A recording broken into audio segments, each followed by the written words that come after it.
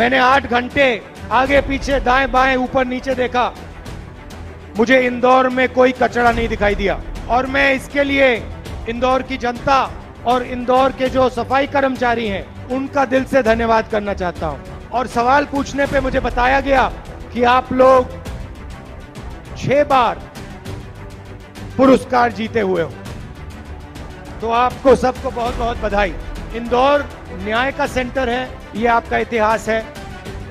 और आज मुझे आपने सिर्फ सफाई नहीं, आज आपने मुझे भाईचारा दिखाया। मैंने हमारे प्रेस के मित्रों की बात की, इनके सामने हम बात उठाते हैं, इनसे कहते हैं देखो जनता के मुद्दे उठाओ, बेरोजगारी की बात करो, किसानों की बात करो, मजदूरों की बात करो, और ये कहते हैं देखो देखो ऐश्वर्या राय ने क्या कपड़े पहने हुए हैं। हम कहते हैं भैया किसान भूखा मर रहा है, ये कहते हैं देखो शाहरुख खान ने क्या बोल दिया। हम कहते हैं भैया कर्जा माफी करनी चाहिए, ये कहते हैं देखो क्रिकेट का कैसा अच्छा मैच हुआ, मजेदार, विराट कोहली ने कैसा चौका मारा।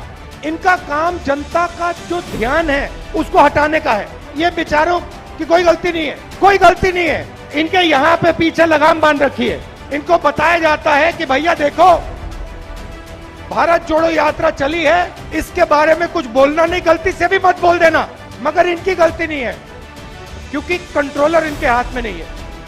जैसे आप रात को आप सोचते हो कि भैया टीवी देखते हो और आप सोचते हो भैया चैनल बदलेंगे, पहले चैनल पे मोदी जी, दूसरे पे मोदी जी, तीसरे पे मोदी जी, चौथे पे मोदी जी, पांचवे पे मोदी जी, छठे पे अमित शाह जी। जहां देखो कभी अमित शाह जी, कभी योगी जी, कभी शिवराज चौहान जी, कभी मोदी जी, कभी ऐश्वर्या राय, कभी अजय देवगन। मगर किसान का चेहरा, उसके फटे हुए हाथ आपको टेलीविजन पे नहीं दिखने वाले, मजदूर के आंसू टेलीविजन पे नहीं दिखने वाले।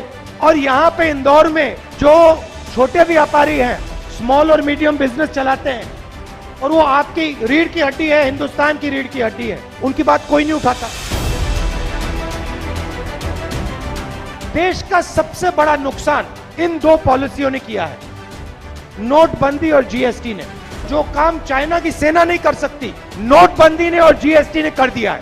रोजगार की रीढ़ की हड्डी जो होती है वो छोटे व्यापारी, स्मॉल और मीडियम बिजनेस चलाने वाले और किसान होते हैं। ये लोग हिंदुस्तान को और हिंदुस्तान के युवाओं को करोड़ों रोजगार देते हैं। सरकार ने अपने मित्रों को फायदा पहुंचाने के लिए ये 2 पॉलिसियां लागू की, और इन 2 पॉलिसी से जो स्मॉल और मीडियम बिजनेस वाले हैं, जो छोटे व्यापारी हैं, उनके कैश फ्लो को खत्म कर दिया, मतलब उनके गले को घोट दिया। क्योंकि अगर छोटे व्यापारी का, स्मॉल मीडियम बिजनेस वाले का आप कैश फ्लो बंद कर दो, 1 महीना 2 महीना बंद कर दो, वहीं का वहीं वो मर जाता है।